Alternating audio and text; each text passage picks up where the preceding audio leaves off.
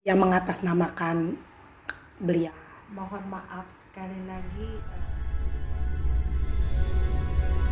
Assalamualaikum warahmatullahi wabarakatuh. Selamat malam, saya Gania Sugesti. Kita dalam acara Cerita Dua Sisi. Malam ini tentunya saya tidak sendiri, saya bersama artis senior yaitu Dewi Diadiva. Selamat malam Mami. Selamat malam Dania. Assalamualaikum warahmatullahi wabarakatuh. Banyak penonton yang belum mengenal Mami nih. Mami bisa menceritakan gak Mami dari kecil sampai sekarang? Gitu ya. Jadi banyak yang nggak kenal juga mungkin ya. Awal mulanya Mami itu penyanyi di era tahun 80-an. Ya alhamdulillah sih sampai sekarang gitu ya. Jadi kalau untuk dunia nyanyi sih dari masa kecil ya boleh dibilang sih emang hobi gitu ya. Ya alhamdulillah Tuhan memberikan satu talenta kepada Mami. Mami bisa nyanyi, terus bisa mengenal dunia rekaman, ya bisa sampai seperti ini gitu. Tapi Mami tuh dari kecil itu latihan atau misalnya dari ikut kelas musik atau otodidak Mi? Kalau dibilang ikut musik sih enggak, memang otodidak sih. Kebetulan keluarga almarhum papa itu mulai dari tante, nenek, kakek itu semuanya penyanyi, tetapi mereka nembang Sunda gitu. Awal mula nyanyi sih sebenarnya kalau Mami bisa bilang sih bukan Mami, malah ya kakak tuh yang memang ikut les vokal grup lah atau kemana-kemana dia nyanyi. Justru Mami nggak pernah sama sekali. Tapi nggak tahu kenapa justru jalur menjadi seorang artis penyanyi malah Mami, kakak enggak gitu. Oh, Mungkin ke faktor keberuntungan juga ya gitu. Jadi ikut zaman dulu tuh kita waktu masih TV tuh cuma TVRI. Mami itu ikut yang namanya Wajah Baru tahun iya. 82. Terus ya ikut lomba-lomba kecil-kecilan lah gitu. Kalau boleh tahu Mi, Mami ini berapa saudara sih Mam? Dua bersaudara. Oh, dua bersaudara. Mami anak paling bungsu. Dua-duanya perempuan. Kalau orang tua Mami itu membesarkan anak-anaknya sampai bisa sesukses kayak seorang Mami ini kayak gimana Mam? Ya kalau orang tua Mami sih kayak mungkin kayak pada umumnya orang tua yang lain ya gitu. Cuma kalau saya lebih ke Mami itu lebih ke lihat orang tua nih, terutama papa gitu ya. Papa Mami itu orang yang sangat keras banget dalam mendidik, tetapi dia kerasnya bukan keras dengan yang otoriter seperti apa, enggak, tapi dengan caranya dia. Misalkan kamu bangun tidur harus beresin tempat tidur walaupun kita punya pembantu gitu.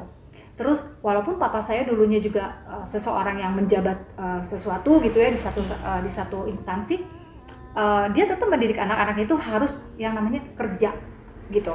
Bangun tidur kamu beresin kamar, kamu harus nyuci piring. Bahkan saya dulu papa punya tanah yang cukup luas, kita tetap harus nyapu halaman itu segede begitu, kita harus nyapu karena kita punya pembantu gitu. Jadi papa lebih mengarahkan anak-anaknya itu harus bisa yang namanya melihat ke bawah, nggak boleh melihat ke atas gitu. Dan itu mendidik Mami bisa seperti ini, dan itu saya terapkan kepada anak-anak, keseharian anak-anak. Walaupun kita punya pembantu, kamu tolong bisa juga kerja gitu. Nah itu buat saya orang tua tuh mendidik bisa saya seperti ini luar biasa gitu. Kalau misalkan Mami ini, kan Mami kan seorang penyanyi ya Mam ya. Dari umur berapa itu Mam?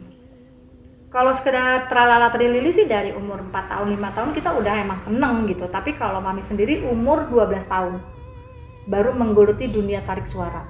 Terus debut pertama kali Mami yang namanya dunia rekaman itu tahun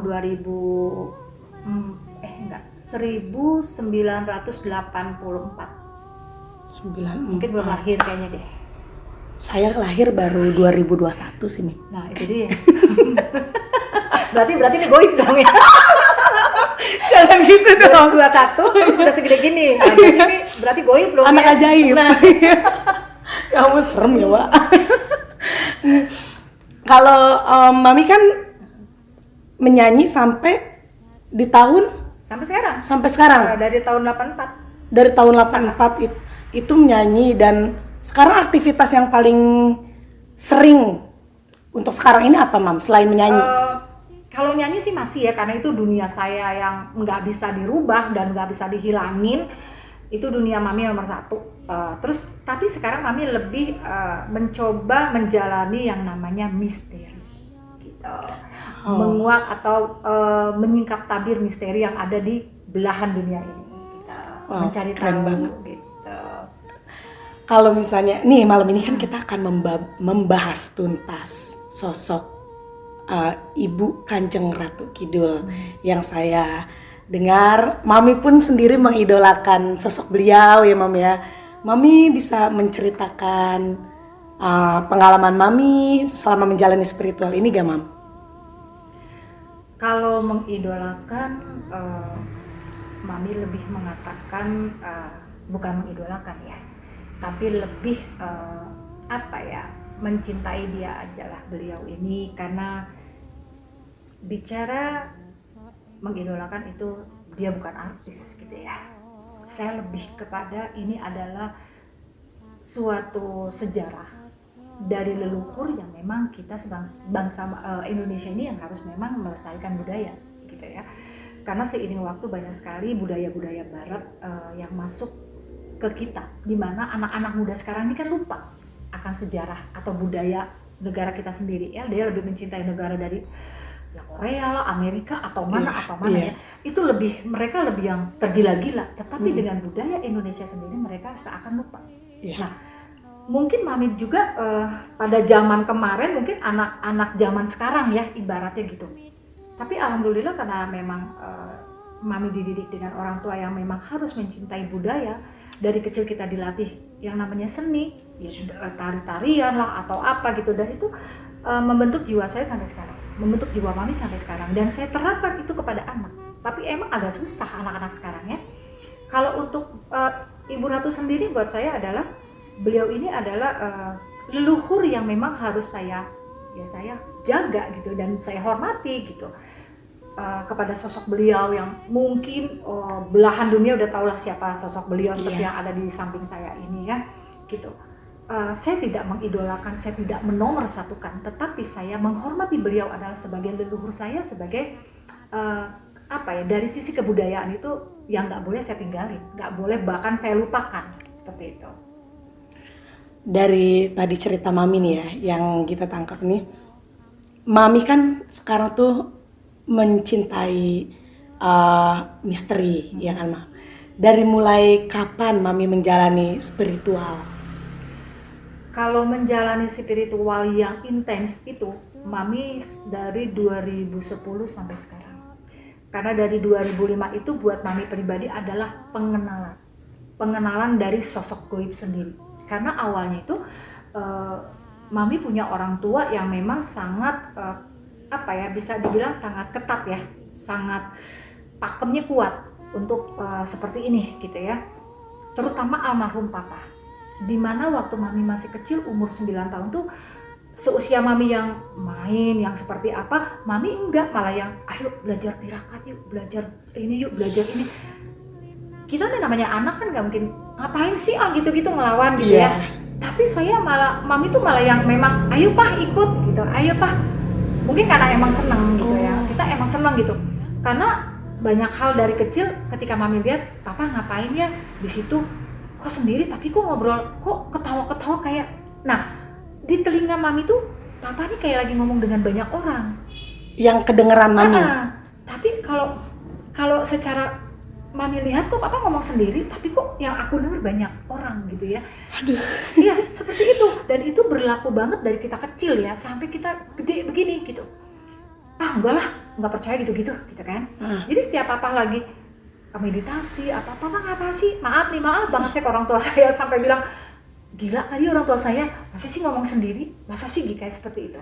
Tapi Mami ada rasa takut gak? Nggak ada, jujur nggak ada takut. Mungkin karena memang kita nggak ngerti kan.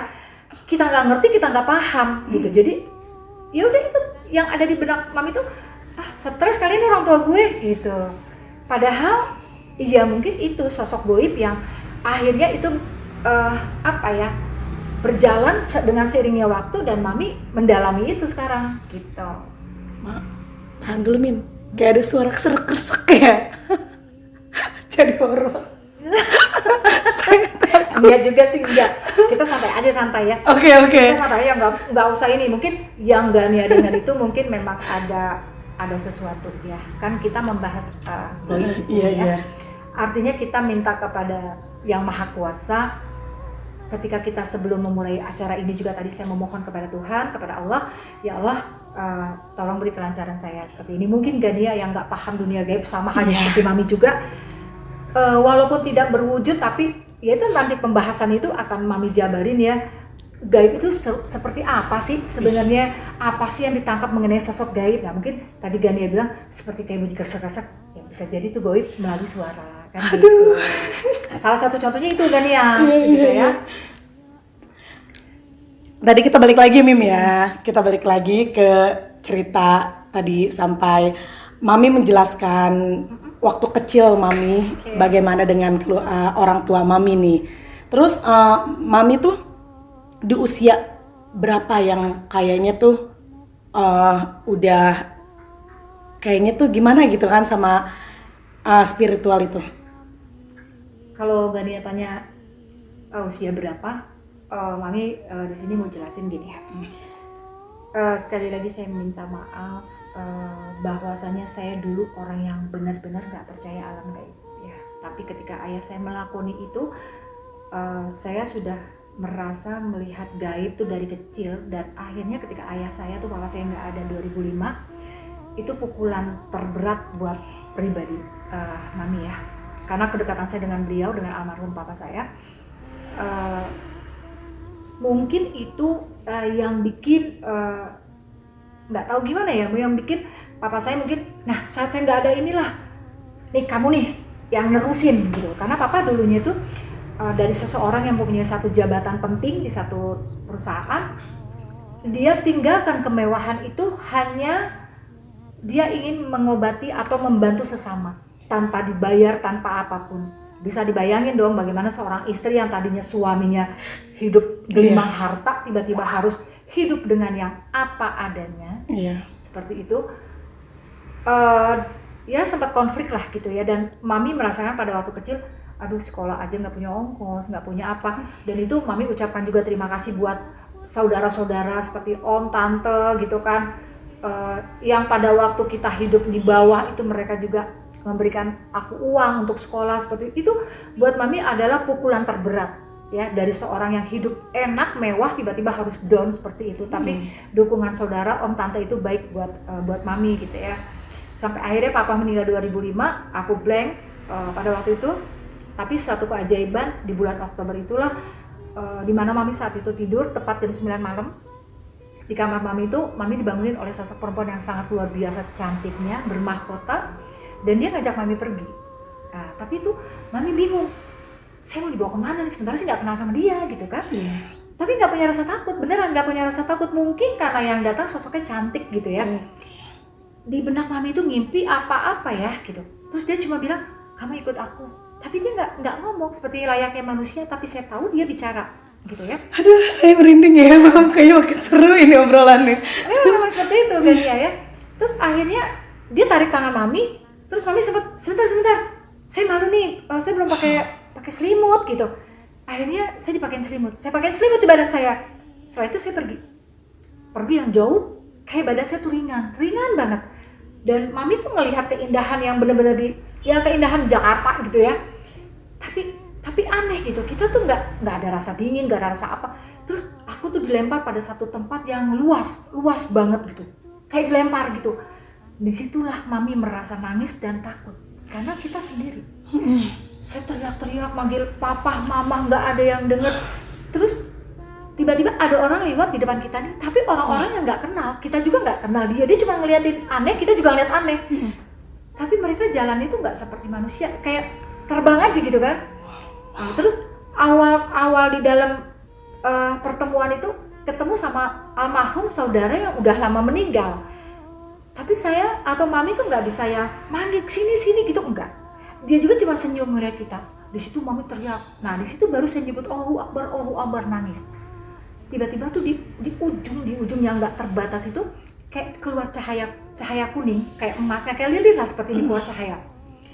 Ada suara tapi nggak wujud, gitu. Suaranya tuh gema. Dia cuma uluk salam ke Mami, ya Mami jawab Waalaikumsalam. Di situ dia memberikan banyak nasihat. Mami bingung kan, suaranya menggema gitu kan, kayak pantulan. Mungkin Mami nggak bisa ngitung berapa lama, cuma kayaknya Mami lama di situ gitu ya. Tiba-tiba Mami tuh kayak dijorokin lagi, tatonya udah ada di kamar. Dan itu itu berlaku lama, cukup lama, sampai suami dulu sempat gini, kamu tuh kenapa sih setiap jam segini ngos-ngosan gitu. Dia nanya gitu, kita bilang oh ngimpi kali gitu. Soalnya dia perhatikan, enggak kamu mah tiap jam segini kayak begini gitu. Ada apa ya gitu kan, bertanya-tanya dong dia. Selama berapa lama itu, Mam? Iya kurang lebih 5 tahunan, 5 tahun gitu. Setiap jam segitu tidur Iya, merasa capek? jadi suami tuh kalau pas mau deket subuh, kan sholat subuh nih, dia bangun pasti napas mami itu yang gitu, kayak orang maraton gitu kan. Iya. Makanya dia nanya, mungkin sekali 2 kali dia berpikir, mungkin ngimpi buruk kali. Ternyata kesini dia nanya, kamu tuh kenapa sih mah? Kok setiap kali mau sholat subuh aku denger kamu selalu kayak gini, kemana gitu. Saya mau cerita, mami mau cerita, takut nanti dianggap seperti apa, karena pemahamannya beda gitu ya. Jadi mami mesti pelan-pelan. Akhirnya mami berpikir gini, oh mungkin ini ketika dulu papaku begini, aku bilang papaku gila kali, stres. Akhirnya itu kembali ke mami, dan mami itu rasakan banget. Itu 2005 sampai 2010 seperti itu. Jadi banyak banget hal-hal goib yang secara tidak langsung tuh mami dapet gitu. Secara langsung itu. Secara langsung. Selama proses mami menjalani ritual tuh ada proses khusus gak, Mam? Ritual, yang ditanya ritual apa nih? Selama menjalani proses spiritual ada proses khususnya gitu kan? Secara khusus sih enggak ya kalau spiritual itu. Sejauh yang mami alami, spiritual itu gini, mami nggak pernah ketemu yang apa ya istilahnya sosok ini kamu harus begini, enggak. Cuma awalnya itu suara aja kan, kita cuma ketemu sekali sama yang datang di bulan Oktober itu, perempuan pakai mahkota itu datang. Selebihnya suara. Misalkan contoh nyata gini deh, ketika mami lagi duduk nih sore-sore ya, ada suara, tolong kamu ke Parangtritis. Kaget dong, mana tuh? Karena saya tahu Parangtritis tapi nggak tahu itu di mana gitu kan, karena yang kita nggak tahu, orang nggak pernah pergi gitu. Terus Parangtritis di mana ya? Aduh gimana ya, kita nggak punya duit, mau pergi kemana ya gitu. Terus saya coba berdiskusi dengan almarhum mama saya. Mak, saya kan manggilnya emak nih. Mak, nih aku disuruh pergi nih, sama siapa? Nggak tahu, ada suara nih ngomong gini, saya jelasin. Tapi nggak punya uang, gimana ya? Saya bilang gitu, pusing gitu kan. Aku telepon sama suami, Pak ini aku gini. Nah mungkin suami itu sudah mulai memahami, karena dia tahu papa saya seperti ini, dia memahami. Dia bilang, ya udah kamu pergi aja, nanti aku adalah sedikit rezeki gitu kan, aku kasih. Dia bilang, nggak mungkin juga kita pergi dengan bawa uang segitu. Demi Allah nih, saya berbicara tanpa saya rekayasa nih ya pemirsa. Mami cuma bilang, ya Allah, aku harus berangkat ke sana. Ini maksudnya apa? Kalau memang aku diperkenankan ke sana, aku minta tolong dong dikasih rezeki. Itu kejadiannya setelah sore, mendekati asar atau setelah asar lah ya, karena udah sore banget sih. Tiba-tiba ada orang datang. Dia cuma bilang begini, Assalamualaikum gitu. Ini rumahnya Bu Dewi ya? Iya gitu. Ini ada titipan uang. Itu nominalnya 4 juta. Dan ternyata uang ini diberikan oleh almarhum ayah angkat saya. Ayah angkat mami yang juga mami belum terlalu lama mengenal. Ternyata menurut dia mami ini adalah anak batinnya dia. Seperti itu. Itu ceritanya panjang lagi. Nanti itu di segmen berikutnya akan mami ceritakan awal pertemuan saya dengan sosok ayah angkat saya ini gitu ya. Akhirnya saya berangkat pergi ke Parangtritis dengan uang yang diberikan, berikut mobil Mercy 2 pintu, pada waktu itu cukup mewah mungkin buat mami ya. Itu saya dikasih. Semata ini karena apa? Karena kehendak Allah. Ya. Dan saya meyakini kuasa Tuhan itu nggak ada duanya gitu ya. Jadi ketika dia memberikan sesuatu yang di luar nalar kita manusia, terjadi ya terjadi.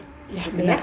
Akhirnya kita berangkat. Nah, sampai di Parangtritis pun itu banyak sekali buat mami itu kejadian-kejadian mistis yang benar-benar mami rasakan seperti itu.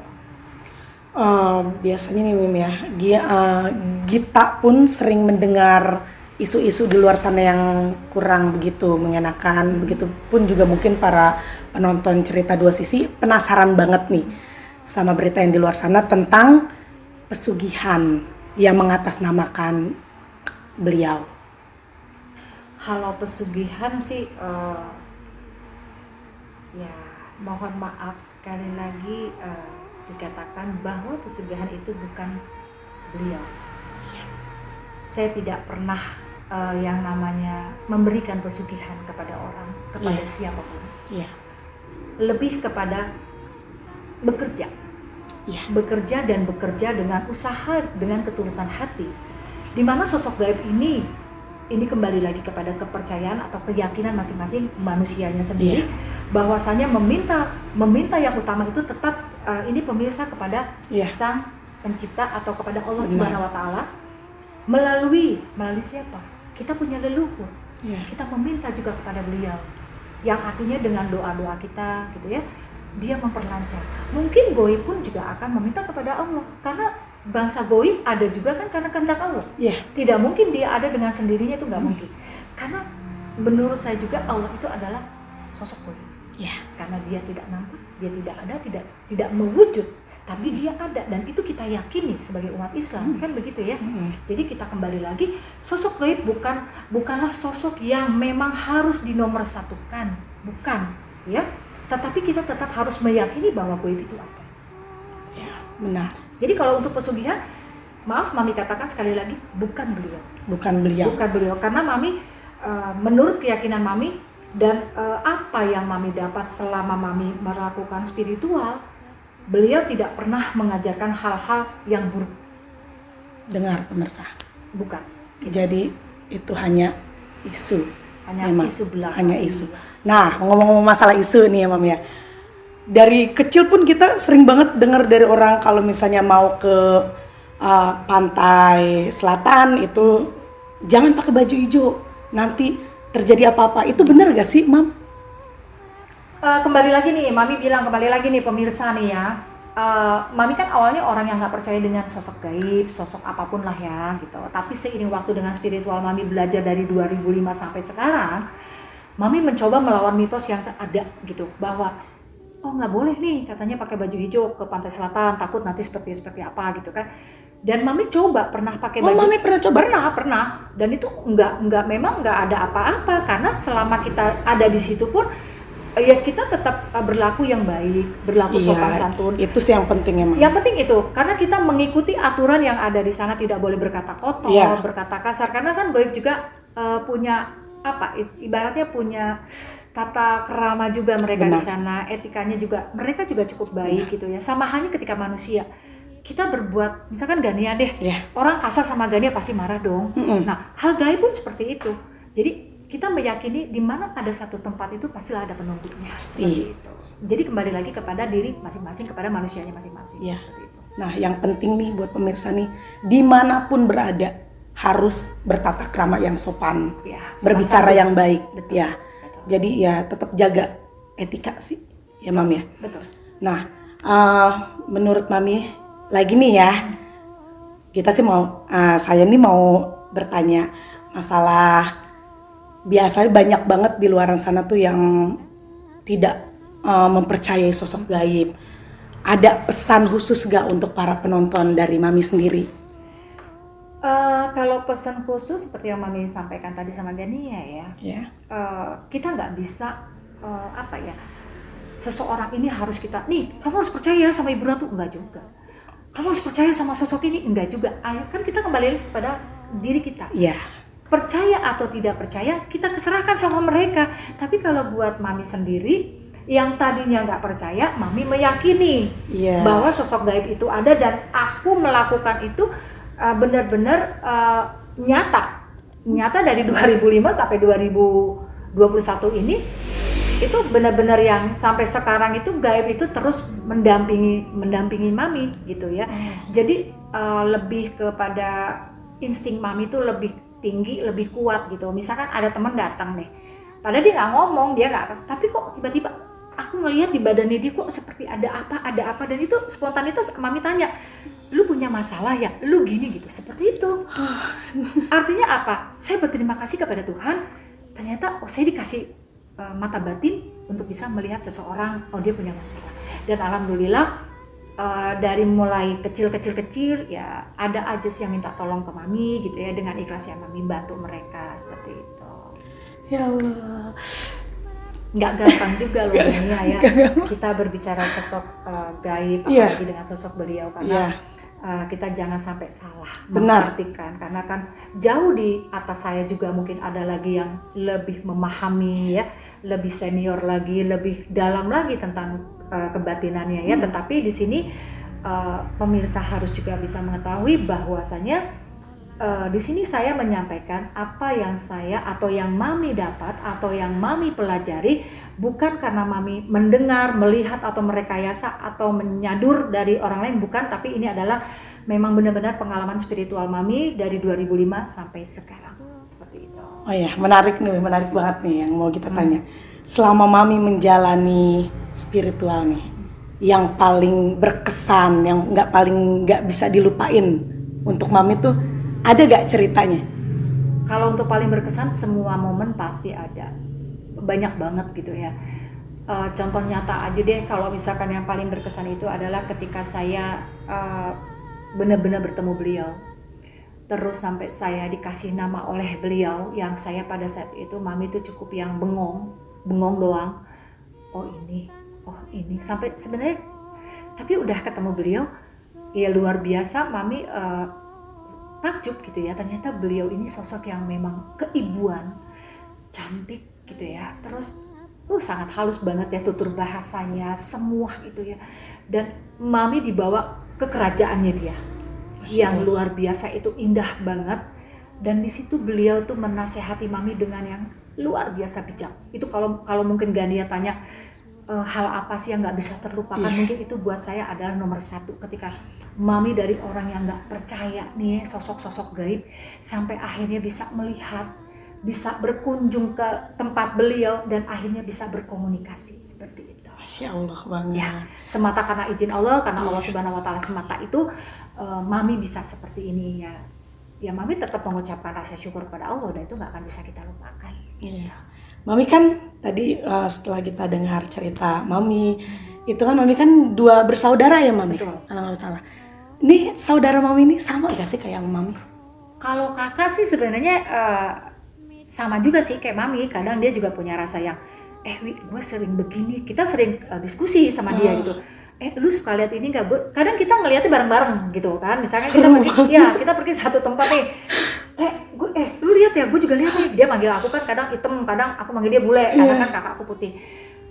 Tetapi dia tidak intens seperti Mami yang melakukan ritual, terus melakukan perjalanan spiritual ke sana kemari. Enggak, kalau kakak enggak seperti itu. Jadi dia cuma memang insting dia aja. Dia melihat kalau aku memang mendalami. Karena mungkin ini salah satu bentuk keinginan almarhum papa saya untuk bisa menggantikan posisi dia untuk menolong banyak orang. Seperti itu. Jadi Mami lebih mendalami seperti itu. Kalau saya kan emang dasarnya penakut ya Mami ya. Pernah gak sih Mami nih seorang spiritual, pernah ada rasa takut gak sendiri? Awal-awal iya, karena kita manusia biasa dong, kita nggak perlu sombong dengan ketika kita udah dikasih pendamping goib, kita langsung seperti enggak. Kita tetap manusia biasa, yang artinya kita tetap harus punya rasa sadar diri.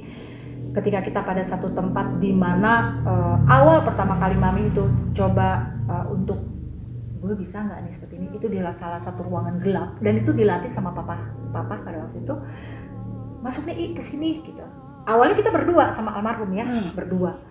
Ya karena gelap kan, tiba-tiba papa saya tuh nggak ada. Papa tuh nggak ada. Saya cuma bisa nangis, tapi nangisnya nggak bersuara karena takut gitu kan. Itu benar gitu. Aduh, papa kemana ya? Pas kita jalan kecil nggak ada. Aduh, duk gitu kan.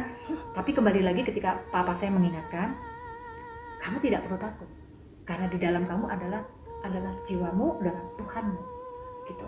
Jadi ketika kamu mengingat Tuhan, artinya Tuhan itu ada di dekat kamu. Nah dari situlah sampai sekarang nih, sampai Mami berbicara seperti ini nih ya. Jadi Mami merasa Allah itu selalu ada dekat aku. Kalau masalah takut sih wajar, manusiawi ya. Tetapi rasa takut itu aku hilangkan dengan Allah bersama aku. Seperti itu. Karena rasa takut itu kan datangnya dari kita, bukan dari siapa-siapa. Tapi ketika kita merasa Allah itu dengan aku, ada di dalam batin aku, ya insya Allah kita akan tenang, akan nyaman. Gitu. Pernah bisa ceritain gak sih Mam, kayak misalnya ngalamin cerita yang menurut Mami nih bikin Mami itu seram lah istilahnya, menurut Mami itu selama Mami menjalani spiritual ini menyeramkan gitu, yang paling seram? Kalau pengalaman yang paling serem sih banyak juga ya. Tapi yang nggak pernah bisa mami lupain itu ketika mami itu tirakat di kamar 308 di Pelabuhan Ratu. Itu mami pergi dengan 4 orang spiritual gitu ya di dalam kamar itu. Entah gimana mami juga nggak tahu, tiba-tiba kamar itu berubah jadi hutan. Jadi mami itu bukan di kamar 308 lagi, tapi benar-benar di hutan. Tapi dengan posisi duduk yang sama pada saat di kamar gitu ya. Jadi pas mami lihat di depan, teman mami ini udah nggak ada. Di samping mami udah nggak ada semua. Jadi mami ngerasa sendiri gitu? Memang sendiri. Jadi sosok orang yang di samping kanan saya ini tiba-tiba tuh berubah, rambutnya panjang banget, nggak tahu berapa meter. Ini saya udah mulai takut. Di depan saya lihat teman saya juga badannya udah gede banget kayak raksasa gitu kan, tambah takut. Bahkan yang ketiga saya lihat badannya nggak ada, hilang. Jadi cuma bertiga. Yang tadinya berempat sekarang tinggal bertiga. Tapi dengan wujud yang berbeda, 2 orang ini. Tiba-tiba hitungan berapa detik ya, mami juga lupa gitu. Tiba-tiba dari samping mami ini ada sosok makhluk kecil-kecil gitu, entah tuyul entah apa. Mami sekali lagi mohon maaf nggak tahu gitu ya, karena aku nggak ngerti itu apaan. Cuma dia lompat-lompatan terus dia ngejulurin lidah ke mami. Ini jantung, yang namanya jantung mungkin saya udah pengen berhenti pada saat itu kan, tapi saya masih coba, saya terus baca aja ya Allah ya Allah ya Allah terus di benak saya, cuma itu aja bisa aku sebut. Ini udah gemeteran, terus udah teriak. Padahal pada waktu kita masuk ke dalam kamar 308 itu di depan banyak orang, ada kuncen, ada teman-teman semua kan, cuma nunggu mami aja nih sama 4 orang ini. Abis makhluk yang hitung kecil, nah tiba-tiba datang lagi tuh makhluk, perutnya buncit tapi matanya di sini. Cuma ngeliatin ke kita aja gitu kan. Nah tuh di depan mami itu udah pohon-pohon semua, pohon-pohon aja, serem gimana sih namanya di hutan gitu kan. Nah terus tiba-tiba bunyi kresek gitu, apalagi nih gitu kan. Tapi kok bau amis gitu, bau amis banget, bau amis. Tiba-tiba dia di belakang mami tuh lewat gini, itu penampakan ular. Badannya ular tapi mukanya dia mukanya manusia, tapi udah tua. Maaf banget ini ya, maaf sekali saya sebut gitu ya kepada Nyimas gitu ya, bahwa dia bayangin kedekatannya, nah seperti mami dengan Gania seperti ini ya, dia badannya melingkar, ekornya di sana, nih palanya begini gitu kan. Dia cuma bilang ambil sisik aku. Nah itu sepenglihatan mata batin mami, sisiknya itu kayak emas gitu, tapi giginya cuma 2 bercaling, matanya merah, terus rambutnya panjang, itu udah mode geriwik gitu, warna agak ada putih gitu ya. Saya berpikir gini, saya selamat aja udah alhamdulillah. Gimana saya mau ngambil sisik dia gitu kan. Padahal dia udah bilang ambil sisik saya, ambil sisik aku, dia bilang. Di situ mami bener-bener ngejerit yang luar biasa takut, karena memang udah serem banget, karena sebesar pohon kelapa mungkin ya dia besarnya itu. Cuma yang menguatkan mami pada waktu itu cuma ya Allah tolong saya kembalikan lagi saya ke alam yang benar gitu kan, ke alam yang sebenarnya gitu. Nah ternyata 4 orang yang pergi dengan saya ini, dia ngelihat posisi mami mungkin udah takut, rupanya mereka meraga sukma seperti itu. Akhirnya dia datang dengan pegang tangan kiri mami, dipegang begini, itu spontanitas langsung keadaan yang mami lihat hutan itu berubah jadi kamar lagi. Di situ mami bener-bener blank, sempat blank, yang lihat orang tuh kayak lihat ular gitu kan. Sampai akhirnya penglihatan mata batin mami itu disempurnain lagi gitu ya, supaya nggak mengingat hal itu. Sempat belum bisa hilang sampai dikasih minum yang udah dibacain juga, itu sempat berapa gelas nggak hilang juga gitu kan. Udahlah, saya cuma ya udah alhamdulillah saya udah kembali seperti ini, tapi saya sempat shock. Nah ketika kita pulang dari hotel, kita mau kembali ke penginapan kita, itu ngedadak mobil di starter nggak bisa. Di starter itu mobil nggak bisa. Semua tim yang ada di mobil itu bingung, ini kenapa? Tiba-tiba di dalam mobil itu bau amis yang menyengat. Nah rupanya makhluk yang tadi di kamar itu pingin ikut ke kita, pengen nganter. Yang makhluk yang mana nih? Yang berupa ular. Sampai akhirnya karena mami kan dulu belum bisa apa-apa gitu ya, jadi akhirnya teman mami ini yang spiritualnya ini bilang, Mih gimana nih, dia mau ikut tapi cuma mau nganter doang gitu kan. Oh ya udah nggak apa-apa deh, saya bilang ikut aja, yang penting jangan ganggu. Dan itu benar, ketika kita mengizinkan ikut, tiba-tiba mobil bisa di starter.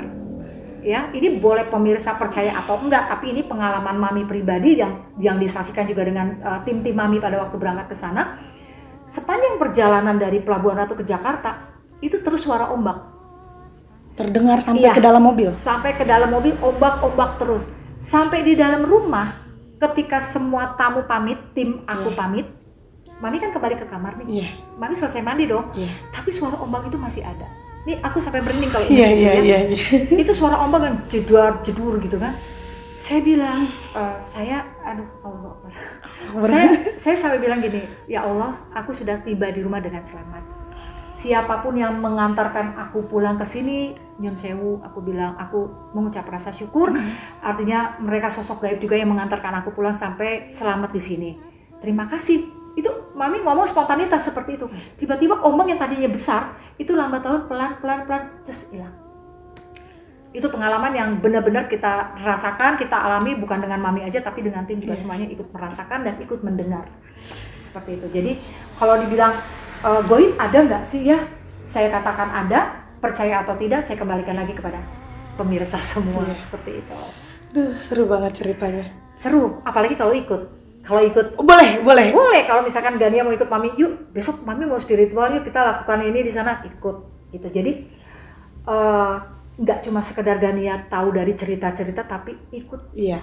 menjalani dan seperti ini ya, seperti ini, karena fenomena gaib itu banyak banget nanti kita dapat di sana. Tapi dengan izin Allah tentunya ya. Seperti itu. Alhamdulillah.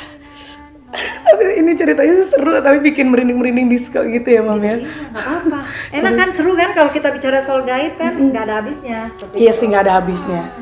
Ya udah, kita tutup aja cerita malam ini ya, Mam ya. Udah larut banget juga, kita bakalan balik. Oke, yang penting kembali lagi Mami ingatkan Iya. ya sama Gania, terutama juga kepada pemirsa cerita dua sisi di mana saja berada, hendaklah kita tetap memohon, meminta kepada Allah Subhanahu Wa Taala, jangan pernah melupakan itu ya, karena semata di dunia ini apapun yang hebat tetap itu milik Allah. Ya. Apapun ketika Allah sudah berkehendak, apa yang akan terjadi pasti terjadi. Sehebat apapun sosok gaib, tetap hendaklah kita meminta kepada Allah Subhanahu Wa Taala. Ya. Itu yang penting banget, yang nggak boleh kita lupain. Ya. Ya. Saya Gania Sugesti dan Saya Dewi Diadiva. mohon pamit. Assalamualaikum warahmatullahi Assalamualaikum. wabarakatuh.